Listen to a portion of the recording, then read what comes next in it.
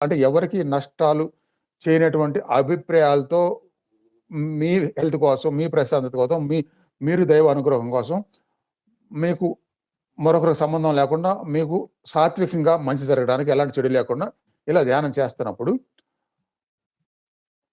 మనసు బాగా కుదిరినప్పుడు ధ్యానంలో ఎలాంటి స్పందనలు జరిగినా, ఎలాంటి దృశ్యాలు కనపడినా భయపడటం అనేది మాత్రం అస్సలు ఉండొద్దు. ఎందుకంటే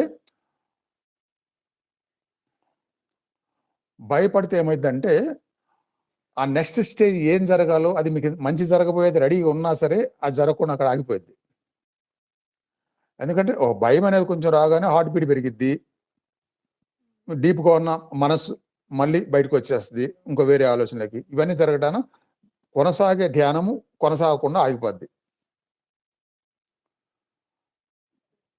కాబట్టి